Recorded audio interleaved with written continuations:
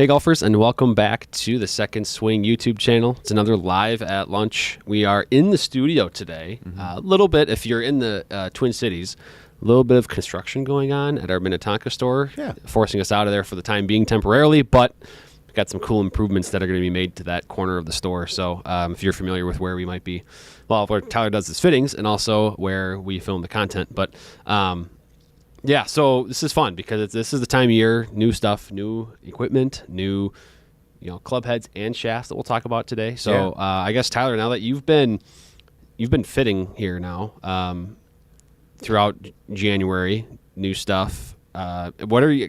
I guess first big winning product out there that's new to the fitting components for you so far this year. What's like if you could pick one thing that's just like this is awesome? What do you got? The new ZXI Srixon lineup in irons. Yeah. Srixon kind of went back to the drawing board a little bit. They wanted to maybe move a little bit of the mass of the club, increase a little bit of the mass of the club. They've got a design that is crisp, clean, super solid. I've seen a lot of great results. That would be my first smash because pretty much anyone that has gotten a chance to try them has enjoyed the way that they look and feel, and the performance has really stood out, like really, really well. Doesn't mean like every person in for a fitting, has to try that, and doesn't mean that every person has to buy that. But it's I think absolutely better than the previous model, Which is saying something. Yes, Srixon irons have been awesome. They have. The fitters. Well, going back to the original ZX, people, the fitters loved those. And I think at the time, not that, that it was more of a reputation thing. The Srixon brand wasn't quite where it is now. And I think, really, I think the irons have kind of carried it to this level now where it's, a lot more players are thinking when they go in for an iron fitting, Srixon's at the top of top of their brains. Or maybe it wasn't the case, say, 4 or 5 years ago.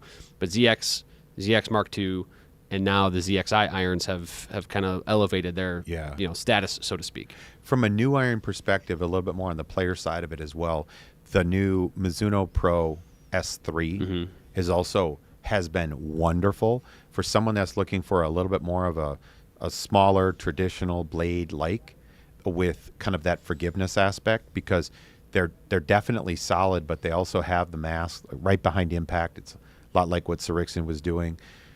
So from, let's say, more of a mid-tier to that, we're still seeing a lot of great irons from the companies. Let's say, for instance, the new Callaway Elite iron. They're not necessarily catered towards that thin blade style. Right. They're a little bit more ball speed. They've got a little bit more of a forgiveness factor that we're trying to look at. They're really sharp looking, and they've really hit the spot well. So that's great. The new Ping G440 is in stores today, literally today. Yes. Same with Woods. And that iron is a really nice, they've tailored off that to kind of fit well between what would be more of a, say, a more players club to a more game improvement. They've really taken both and blended it together really well. Yeah, it seems like that the game improvement category is getting smaller and smaller, I feel like, throughout the industry. You have, and I think Ping has led that the last couple of years with the G430 and G440 have become a lot slimmer.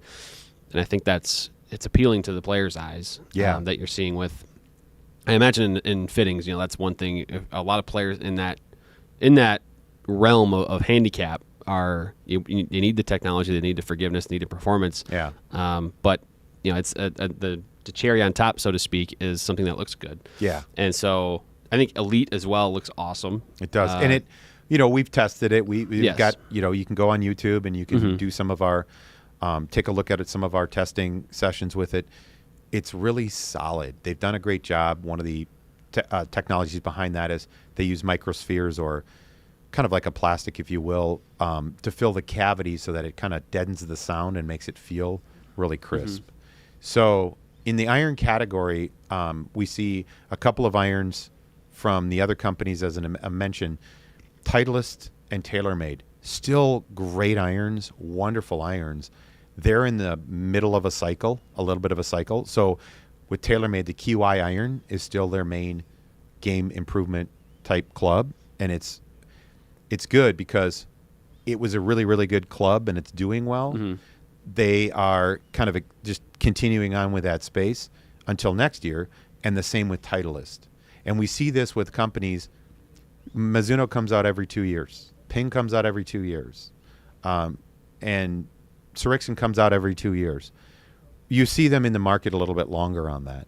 And when you see those, sometimes the numbers kind of in what we're seeing in the hitting bay goes up and down a little because the new thing kind of is shiny, and we get in there and try that. But just so many great options. And then also, if you're looking at it as a customer, you're saying, hey, you know what, I'm going to come in and get fitted. What do I look for? Because that's the most common question is like, I'm going to leave this up to you. I'm open to anything, so put it in my hand. Well, every company's essentially got at least 5, if not 6 or 7 different models. Right. It can be a fitting process comes in, but totally. There are distinct differences between each of them, which is obviously the important part. But yeah, so ask Tyler any questions you have on new stuff. I was down at the PGA show last week, which if you were, if you happen to be down there in the southern part of the state last week, it was pretty cold, and so.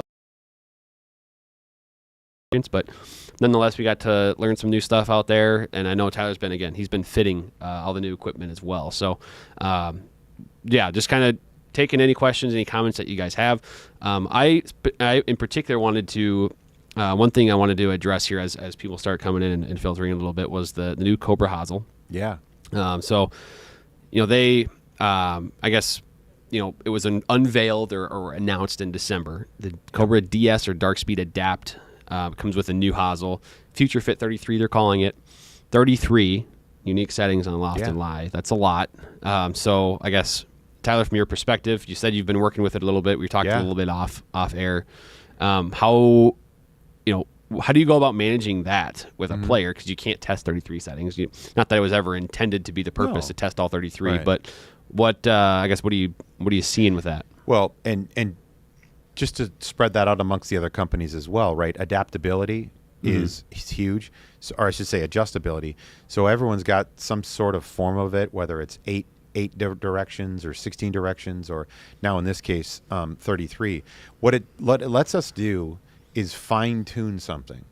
So, in a fitting process, we typically start with the A1 or quote-unquote standard position.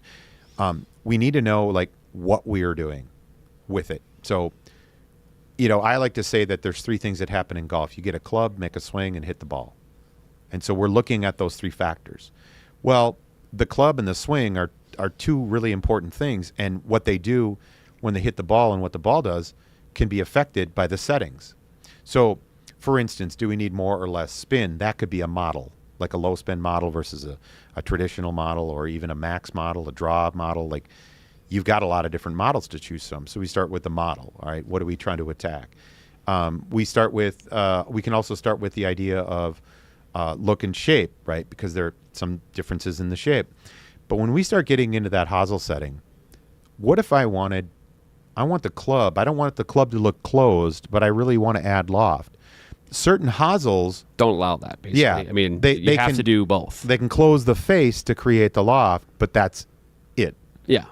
In this case, and I've done this several times, where I might take one of the drivers that's bigger because we were going with the bigger one, and it has more loft, and we want even maybe a little bit more loft because we're not worried about spin.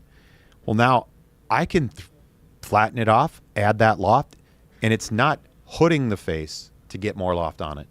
And there's unique companies out there that allow us to do this, and Cobra has fine-tuned it. So we're just finding more and more adjustments that can be made with it. And it's great. The same thing happens true if we're talking about, I've got something that's maybe moving a little bit to the right. Well, now I can do lie angle and I can do loft to some smaller increments. Yeah. And so essentially I can make smaller or much larger differences. And that's something that we haven't necessarily seen in a product to this magnitude yet. Right. So, and I again, think you've had maybe on most, I would say, of the hosels, you can make adjustments by 1 degree, maybe 2 degrees. Yep. On a certain way, I guess, right, up or down or whatever it might be. But you could never go 0.7 degrees or 0.4, 1.4 or 0.4 or whatever it is. Yeah. You can get more specific in particular with it, which I know I'm sure there's countless times in fittings where you've tried both settings and you're like, easy, we have something right between them. Yeah. That would be perfect. And Right. now you can have that with the DS Adapt. Yeah, and one of the other things that essentially all the companies have is they have these different models with different weights, where the weight is, how much the weight is, the movement of the weight, and again, Cobra has this lineup with, essentially 4 different type drivers, and all these companies in general are looking to try to get a club for a swing. So that I go back to that. You get a club, make a swing, hit that ball. So we're looking at the ball performance with what you're doing. And my conversation is widely known. Everyone that talks to me on this is, you got technology and I got technique. Somehow we got to get them together as best we can, because that's going to allow you to make your swing how you do, get the club to perform, and get out and enjoy the game with good shots. Yeah. Yeah, that's all the ultimate goal, right? Is using technology like that to help your game. So now, one thing I also wanted to add, again, kind of learning from folks down at the show. I also wanted to get your perspective on this if you've been able to kind of work with it. I know it hasn't been a ton of time with it yet, but Ping with G440 in their fairway woods, they've got new models now. And actually, we can actually talk about the 9-degree SFT driver as well. Yeah. But they basically added options this year in G440 in addition to their new technology and their new performance. And so how valuable is it to have now a 9-degree SFT, a 4-wood, and a 5-wood in the LST? How nice is it going to be to have those compared to previous generations when you didn't have those? Right. So as a fitter, and we talk about this in our tour van fittings about customizations, like how do we customize this? Well, we're able to take something and maybe we make it a longer shaft. It's got higher loft. Maybe we shorten that. We can start to get around those things in our custom fitting process. Now I don't necessarily have to try to get around those things. Those are just options. And it's talk about options. So when someone comes in for a fitting and they're saying, well, there's so many options. Well, our job is to try to narrow down those options to find what might work best for you and then get the performance out of it. And when we start talking about 5-woods as an example, well, having a low spin 5-wood, because 5-woods have more loft and tend to spin more, creates more. When you get to control spin, you get to control the ball. And so that's just adding that layer of control. So we also have a ton of shaft options that go along with it. And so those are things that we look at with it. The 4-wood already fitted and shipped out a lot of them, probably 6 or 7 Really? already. That's because quick. when we look at traditional 3-wood, and this is always a conversation as we're looking at the spacing and the gappings of clubs, loft is really important to get that ball up, because once the ball's in the air, the environment takes over. So having a 4-wood that still gets in the air, stays in the air as long as maybe my 3-wood used to, and then even going a little further, that's just another added tool to the bag. What happens with 3-woods is they tend to get lower loft, they tend to launch lower, and they don't carry as far. And at the end of the day, the carry distance will matter. The total distance is always dependent on the environment. If it's, let's just say, for instance, it just rains an inch. Well, your carry distance is about as far as the ball's going to go. It ain't going to roll. So that's one of the things that we look at with the launches of them. Ping also had a little bit of more an elongated shape, and they have a little bit of a deeper face. They also have the graphite top, so they put carbon fiber on the top that help gain weight savings to move weight, and they're really crisp. So personally, I love the look. It's got a really nice rounded look to it. they hit a home run with that. They really did. So again, being able to make some adjustments. Right. The same with their hybrids. Their hybrids are a little bit more rounded. They're a little bit bigger.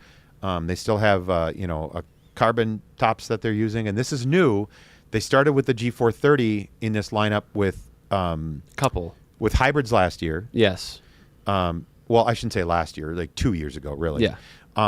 And then they had some carbon tops in like their LST 3-wood, and then the LST driver. Now they've taken that and expanded it at the rest of their lineup. So we see this in the drivers, the fairways, and the hybrids.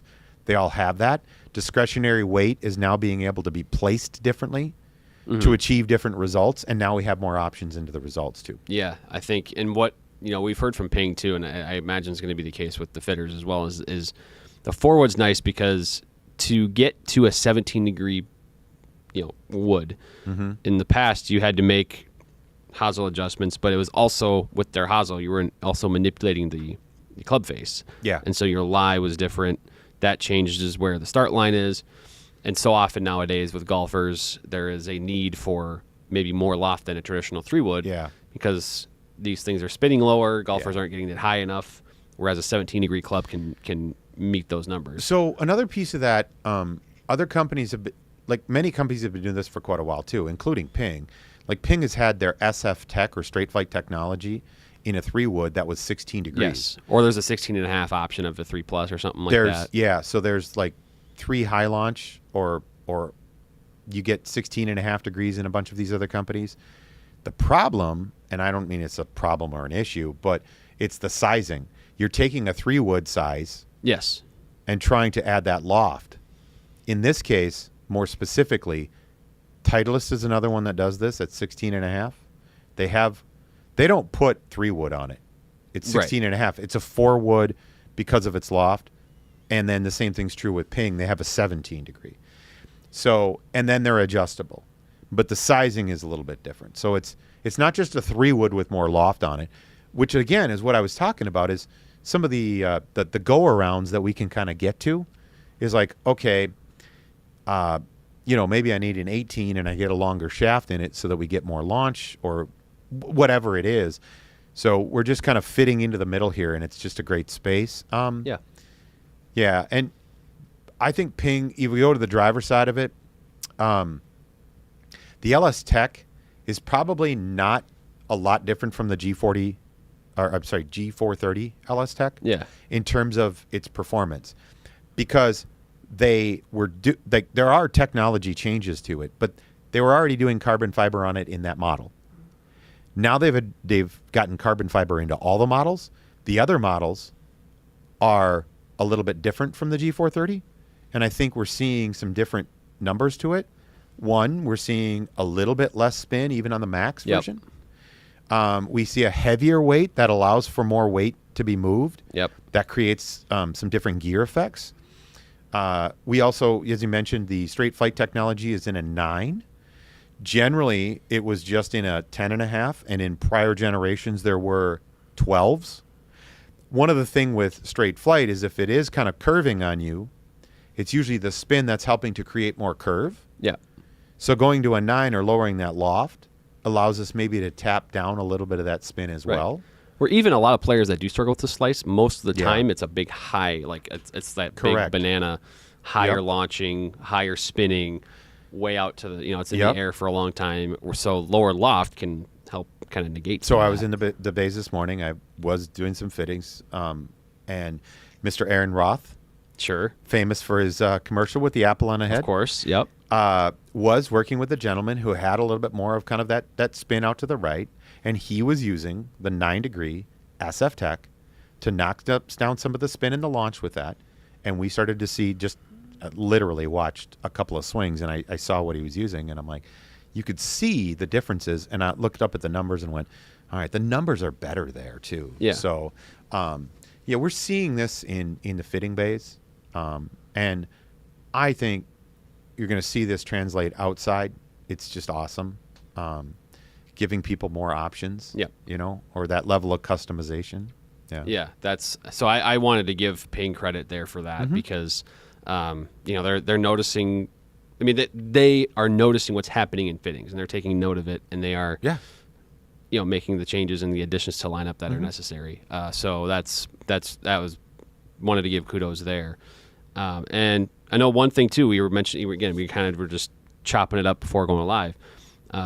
We had got to talk about TaylorMade and how you feel pretty strongly about QI35 being, their best launch of products, I guess, so to speak, since they went to this carbon wood era. So talk to me about what you see with QI35 and why you feel, so strongly that it's as good as it is. So carbon presents a weight savings, essentially. And so carbon is a great product, but it's not just carbon. It's not just, let's say, graphite. There's other alloys, metals that are mixed with it that help to create the strength, but also the flexibility. And TaylorMade has learned from previous models of Stealth and Stealth 2, and then QI10, that you can save weight, put it to areas to try to make that weight work more for you. Okay, so force equals mass times acceleration. We want to see momentum. We want to see the weight. We want to see the mass. We want to see acceleration. We want the ball doing certain things. Well, what TaylorMade's done with their current lineup in the QI35 is they've got aerodynamics, and that's what the carbon fiber will allow you to mold that differently. And aerodynamics in a club are absolute. They're paramount. Everyone's working on their aerodynamics. Number two, because like even the previous versions of the LS had a slide weight, but that pocket creates aerodynamics issues. It's wind turbulence. It would be kind of there would be a slight resistance. Yeah, with that and pocket so there. that's something that we even see it with the GT3 in Titleist. Yeah, they had an open pocket in the back for the weight movement. They've moved it forward, but they've closed that space, so now it's encapsulated. So TaylorMade's done that by putting two solid weights that can be moved, as well as one in the back. So you have weight movement as well as shaft option in terms of loft and lie. But what they've also done is they've created maybe a more stable face, and they've got better results, and they've worked on their shaping. So from when we started to see them with carbon face technology, they committed to it. They said they're going to go with it, and they're going to keep going with it. This is the best product they put out with that. I'd say that this goes back to rivaling some of the better products that TaylorMade has used in drivers before carbon face. Right. The issues with carbon face as you've come along is there are some durability issues. Yeah. They've worked through a little bit of the breakage issues.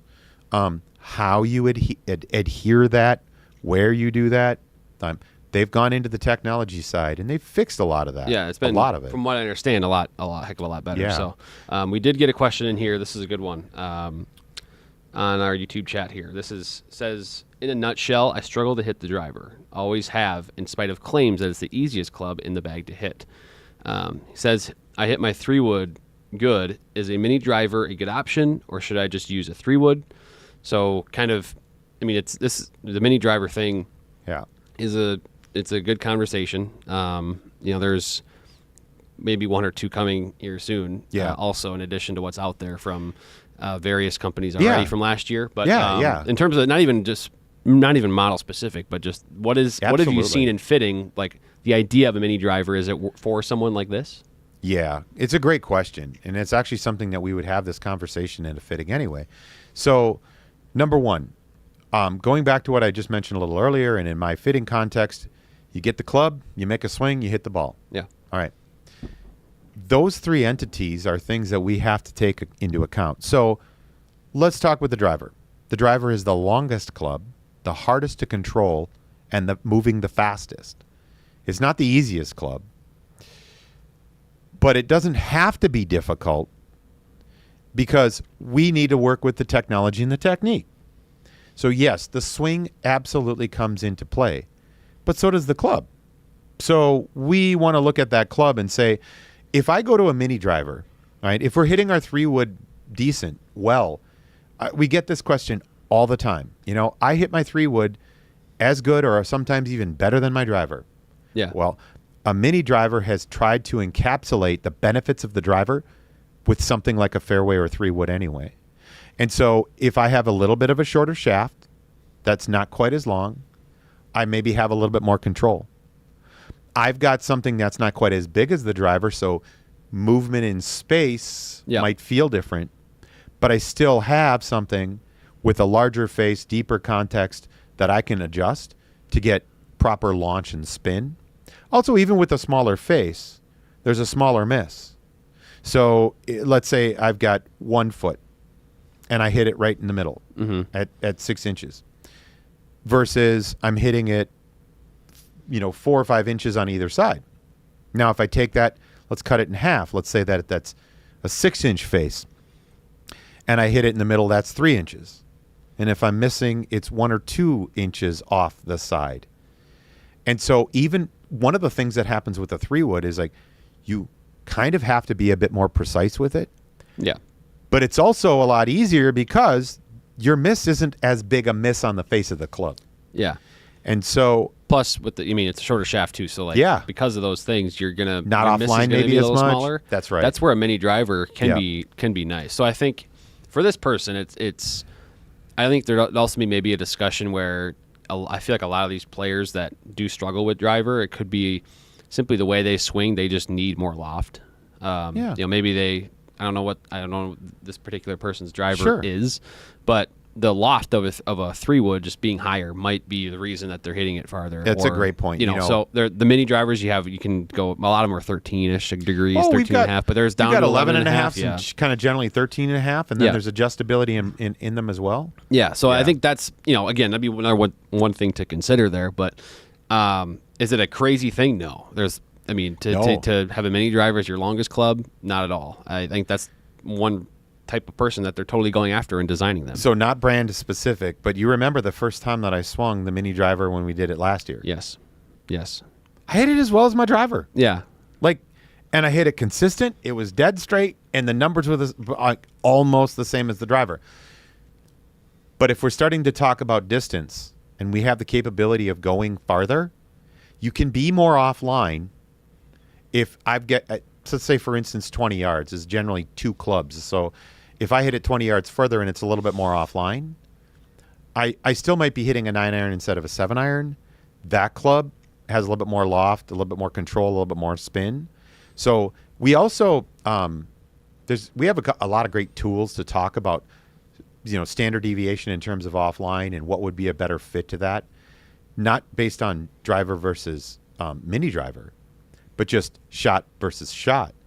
And where you plays into this. Yeah. If you're the type of person that has fairways that are a little bit tighter and direction is more important than distance. Thick tree line, absolutely. You can't be sacrificing that accuracy. Another thing too, if you're hitting the 3-wood well and we get a little bit less loft and you hit that mini driver well, you pick up some distance with it. You're going to be a little closer. Maybe hopefully we hit some better shots into the greens. Our score gets a little bit better. The game becomes easier. It's more enjoyable. Whatever your level of standard of enjoyment is with this game, that's what we're after in a fitting anyway. It's not, we hear, man, I used to hit it 270. Well, yeah, but by limits of technology, if you hit it 250 and you're hitting it really well and that's what we can do with it, that's just the reality of golf day by day. Yeah. It is. And so whatever improvement we can make with it, we're going to go there. Yeah, that's golf, isn't it? It's just trying to find anything that'll work. So it's a good question, and it's something that with the mini drivers out there, it's something that I think you're probably going to see a lot more this year. Is players like that now that there's the option. I think there's probably some players even last year there was some mini drivers in the bay they probably didn't even know about it, but. Like earlier today, I'd gotten a text from a local pro, and he said, it's just about a specific shaft. And he's like, hey, what about this new shaft? And I said, well, we've got it. Come in and test it. Because it's like describing it's not necessarily same thing with the mini driver. It was like, we've got them. So come in and hit it. Yeah, right. If you can. Now, we also have, like, let's say, for instance, I don't know where this person's from. Let's say that they're not around one of our stores. You can still have a conversation with an online fitter. Mm-hmm. You can still get that club, and we have a 30-day play policy. Yes. And so that gives you a chance to talk with us. Let's try and find something that fits that we think is going to work well. Get it, play it. If you need to, we can return that. And get your and you get it full credit back. Yeah, you get credit. Mm-hmm. So, and it's not, it's a store credit, just to be aware of that, because sometimes people go, credit, well, that just goes on my credit card. We have policies in place, but it's the advantage of, now let's go test that. Right. It's making, I mean, at the end of the day, there's every resource and option available to make sure it fits your game. So if the mini driver ends up not, you go on the course and it ends up not working, then we just find something that does. I mean, that's how it works. So, but yeah, that was a good question. So, we gotta talk about putters. I know you like to talk about putters. And so I have way too many putters, and I love putters, and generally one of the putter fitters in our store anyway. So yeah, so because what's curious, actually, you know what? We just got another question, and so this is not necessarily a putter question, but I'm going to go here to Devin's question here. Sure. Before I get into putters, says 20 handicap down to 11, but I've never had a club fitting. I practice 3 days a week, play on the weekends. Am I long overdue for a club fitting? I'm afraid a fitting is going to change me for the worse. So, what do you think about the story there? And the way he's describing, I feel like that's where a lot of people are at, because you have a lot of golfers, players, that might be just getting into the game last few years, right? And they've picked it up, and like you said, he's practicing 3 days a week, playing on the weekends. That's a pretty good amount of golf, and you're going to get better. And so he has gotten better, 20 down to 11. Yeah. So for that type of person, what would you suggest fitting wise? Well, let's look at it like this. When I was a coach, I always said there's two things. Essentially, you either don't care or you don't know. And I hope it's just that you don't know. Mm-hmm. In this case, it sounds like he cares, and maybe we just need knowledge. And what we want to do is we want to increase the breadth of what we're doing. Again, there's a club, a swing, and a ball. We're going to go in depth in terms of what's the technology, what's the technique, and what's happening to that ball in terms of performance. That's where our education as fitters and our experiences, we can be very in depth for the person that wants to go to the nitty gritty.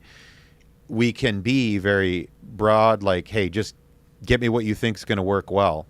And I look at it this way: would you approach a fitting of anything else in your life? Would you go to the eye doctor and say, I just need some glasses, just give me whatever you got? Well, no, probably not. You're going to want a quote unquote fitting. Yeah. So, or like a suit or something like that. Well, yeah, it's the same thing with your clothes. It's like, what your dimensions are, okay? But there are differences in clothes, and there are differences in fabrics. There's technology that goes into that. Same thing in shoes. So you have to find, number one, what you like. And then in the game of golf, does it perform? Yeah. Right? So there's always kind of this, I call it in a model, there's the law of the lid. You're going to go up to a certain amount, and you're going to have that cap on what you do and what you know. So expand that. Yeah. Because I think there are, I think this is a type of golfer or person that, and I've been exactly in this particular spot where there's a familiarity with what you're doing, and I mean, Devin here is seeing the improvements already. So so in a sense, he is watching his handicap get lower as he practices. He doesn't want to mess that up, and so there's a level of concern on that end that he's just like, why would I change if it's not broke, right? Or it's not broken. Yeah. And so that part of probably is a mental hurdle to jump over. But like, my thought is, how much quicker can he improve with the fit clubs now? Yeah. And he might have stuff that works pretty well already for his swing. I don't know. Yeah. But even a like there's another. It's like you said. There's the three elements, right? There's the the club, the swing, and the ball. You're working on swing a lot, right? Sounds like he's working on swing a ton, playing, practicing. Yeah. But that's one of those three elements that can get you dialed in. Yeah. So I would also say to this real quick, when we're talking about, we have a lot of this come up amongst people when they are practicing, when they are looking at clubs, they're going to the internet, they're going to social media, where you get, like, this is a perfect example of us. We're live, you can watch it back, but if you come in for a fitting, we are talking one-on-one about you. Mm-hmm. The stuff that's on social media and the internet may not be talking about you because you're not there. It's generalities. It is general. There's a lot of great information. There's great people. There's great things that you can learn from it. But when it boils down to it, a fitting is the best option because we're talking about you at that moment, what you have and what you do.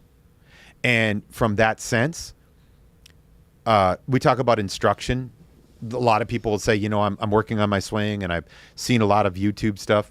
The joke, absolutely sarcasm, is, stay off the internet after 2 p.m. But what I would look at is just this idea of, with us, it's free with purchase. Right. Why wouldn't you take advantage of our experience and knowledge? And yes, I get people that come in, and I might say, hey, look, this is where we're at. If you've got a coach or you're working with someone, then we're not going to step in the way of that. But most of the coaches, at least for the area, we're in the Twin Cities, Minneapolis, St. Paul, most of the professionals and the teachers around here, they will send pretty much all of their students to us. It's a working relationship with a coach and club, a player. We got the clubs. Yep. They can work on the swing to make that ball do what they want. Yeah. It's actually, I'm gonna kind of go back to, because you mentioned Aaron Roth earlier. We had him in here earlier this week. We were doing a segment with the McCauley sisters. Yeah. Who, if you don't know who they are, that'll be coming out soon. Yeah, Bella's been on the channel. She got invited to play the Augusta National Women's Amateur, and her sister also. They're phenomenal golfers. But Aaron was in here. We did kind of a little segment on kind of fitting both of them and how different it is and how Aaron goes about that process. Long story short, we got to talking to Aaron about kind of his fitting process with those two, and he kept saying, look, with them, I'm trying to lower their scoring average by like 0.3 strokes per round. Like, he's trying to make the most small, like, incremental. And they're elite. Yes, and they're elite. He says, with players in the double-digit handicaps or higher, I'm trying to lower it by 5 shots. Yes. So he says, like, the differences that those players see when after a fitting can be huge like that. And versus his big victory with, Bella McCauley, is dropping her scoring average by 0.2 of a shot in one season. Like that, for him, he's like, that's cool. That's a huge improvement. And it is. So the improvement is way more evident. Yes. And I know you guys see it all the time with maybe the players that aren't elite. Like it's so stark that those changes you can see the improvements right away. Yeah. Is kind of what I'm getting at. So anyway, I thought about that. And you know what? It's a perfect point. Yeah. It's so awesome. I get emails, after fittings, and people have gotten to play, and it's the coolest thing about my job. And it's just like, hey, I hit it so much straighter and so much farther, and I shot the best round of my life ever. Yeah. And I facilitated the knowledge piece. You still have to go out and play, but if you're practicing and you've got equipment knowledge to this, you can implement in your practice routine and your performance routine. It's so cool. Yeah. So anyway, that was great question. Long-winded. Well, hey, response for Devin there. Devin, but yeah. Well, hopefully Devin can come in and take advantage of that with us. We'd love to see him. Yeah. Wherever you are. It'd be cool. Yeah. At one of these times, it'd be kind of a cool, maybe video series. Maybe Devin's watching this wants to get fit on we camera, do it. We do. We've done this. We have. Yeah. So yeah, I was gonna. Okay, unless we get a last minute chat here, I was gonna talk about putters with you. Yeah. Well, and going back to Devin, putting the ball in the hole in fewer strokes happens primarily with wedges and putters. Yes. And so, as you talk about it from a technique perspective, lowering a handicap is essentially getting the ball closer to the hole so that putts are, I don't want to say easy, but easier and more makeable. And so that doesn't exclude that you have to get the ball off the tee, get yourself in position, get it to the green. Everything's on the table. But turning a 5 into a 4 is generally going to happen on the green. Turning a 4 into a 5 generally happens off the tee box or somewhere going into the green. Yeah, that's a good point too. Yeah, so it's amazing how the short game. Yeah, and but let's talk putters. And so many people forget about this part of the equipment and the fitting is with the putter. So, obviously, a lot of new putters out there. The big one, this week in terms of, I guess, what was launched was the Scotty Cameron additions to the Phantom line. Yeah. So there's the Phantom, which is kind of their modern mallets. Yeah. Kind of combines Scotty's milled, kind of soft feeling type. They add some aircraft aluminum on there. Austin Rollinson's got a big influence in that. Kind of just curious on your thoughts there with the type of players maybe that'll even work for, or that would be, that would benefit most from these Phantom 5.2 and 7.2 that have the plumber's neck with them. Correct.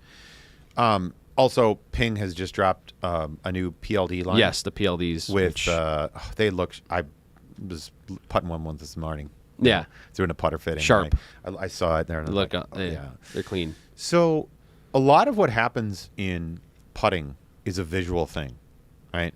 And just in general, in our anatomy, we take most of our information our sensory information through our eyes anyway.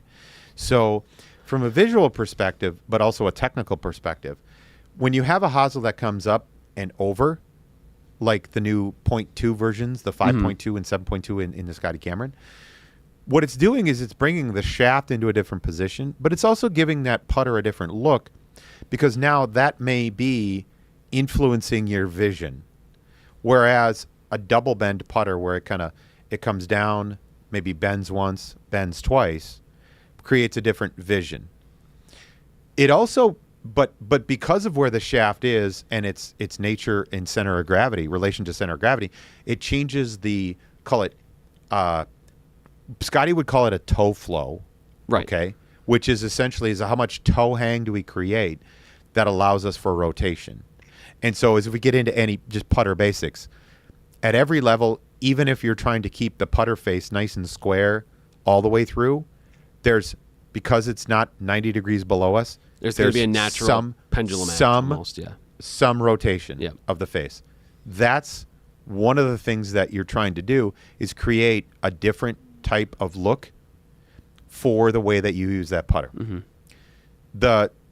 The standard 7 is a very face balanced putter. Okay. Yep. So minimal rotation is what we kind of go for. There's a 7.5, and this goes for 5. Yeah, it's 5, 5.5, 7, 5.5, 7.5, and now the new 2s that they've introduced, the 0.2s. Yes. So those are 3 different hosel configurations. The 0.5 has more of a slanted hosel. It comes in. It doesn't have as much offset. In other words, getting the face behind the shaft. It also, because it comes in more into the heel than further up into the center of the blade, has more toe hang or toe flow, according to Scotty Cameron. I love that word, toe flow, because it's, and he's the one that will tell you, is you can go on his website and look at even just kind of putter fitting and putter knowledge.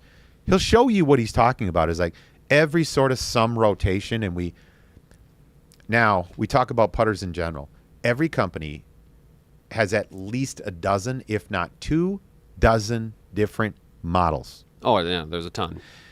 So when we're talking about the variety and the options available, it's really tough when someone comes in and says, I'm putty in your hands, because there are so many different unique things. So number one, it's a look. And that look is something we translate. All right, does this look go for what you do with it? Yep. So technology, technique. Yeah. And there are...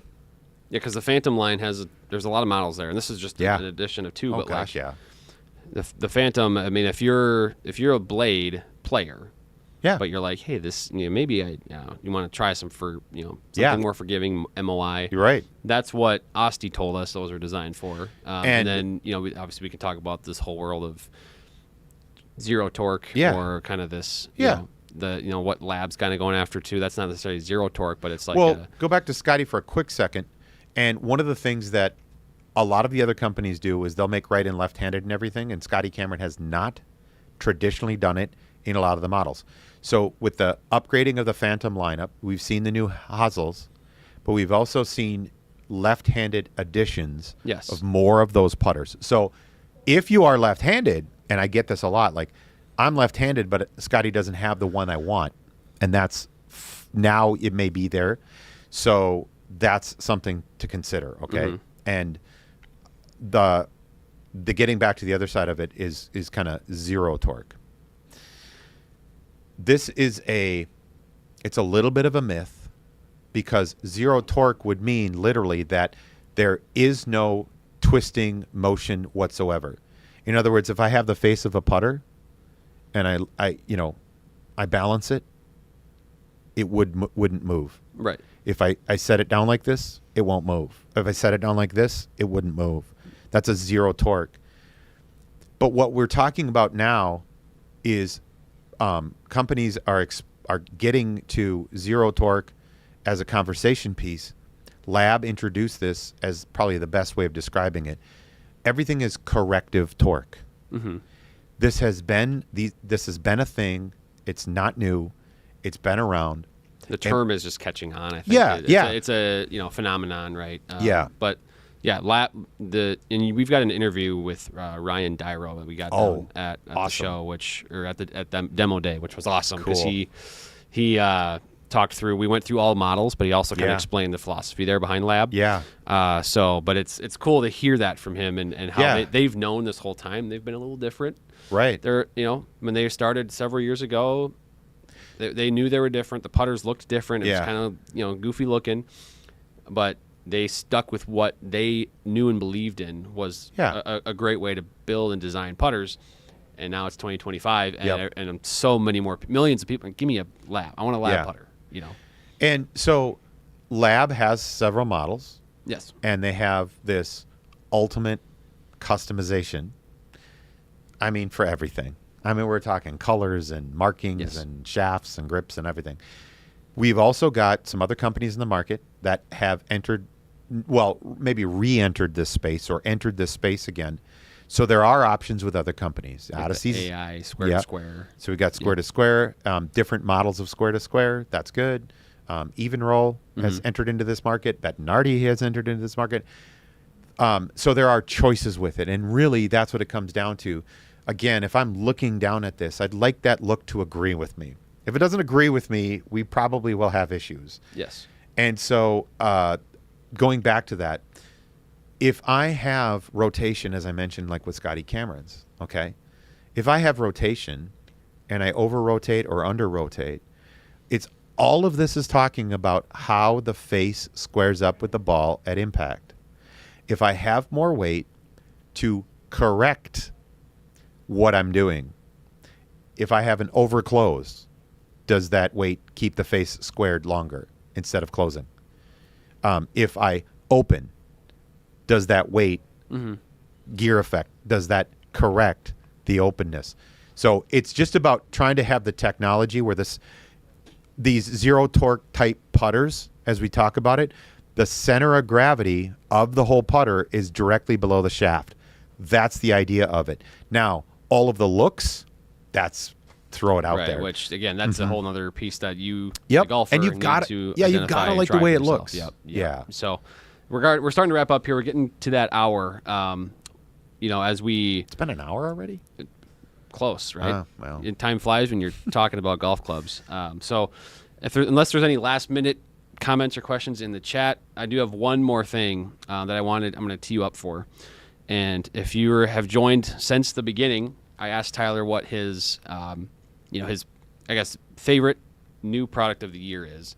And again, this has been fitting for just a couple weeks here, but he said ZXI irons. Yeah.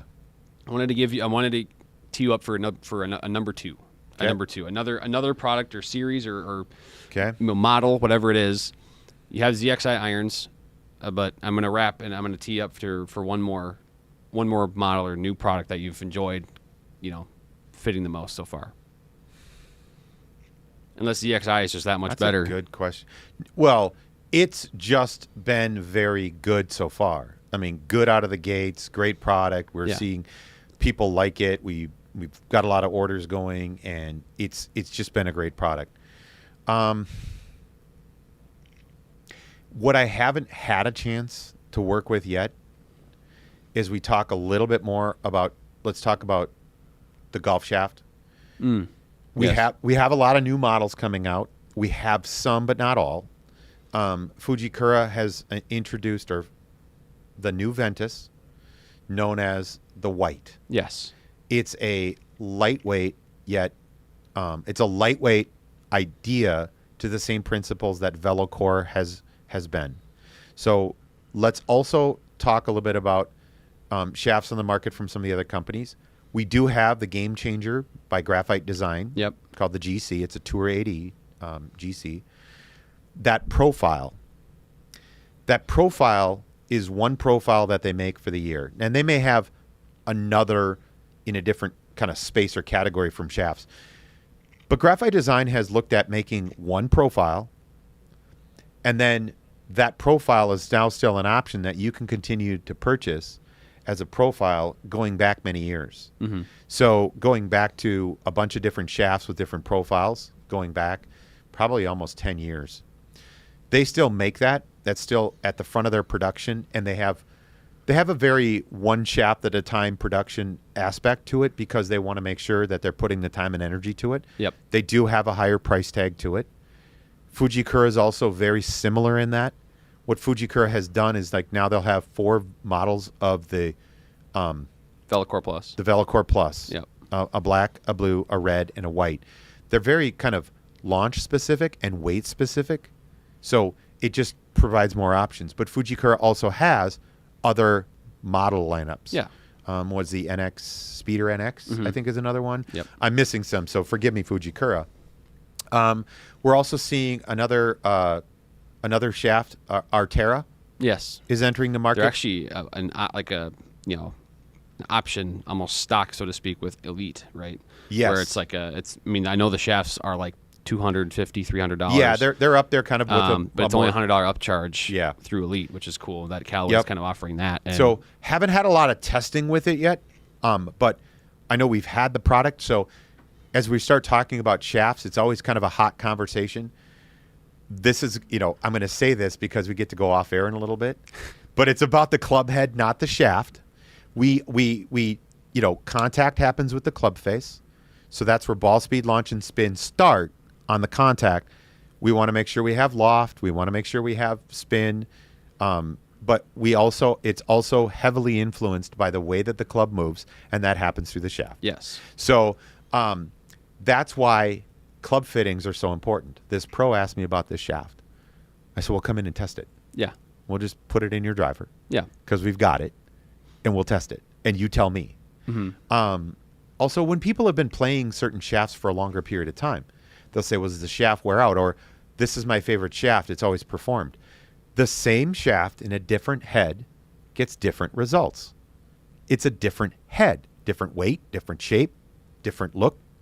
So that's not a good versus a bad thing. That's just different. It's just different. You have to test it out. So we have to test it out. Yep. And that there are guys on the PGA Tour that are going to, at an elite level, we talk about, well, they're always playing the same shaft until they're not.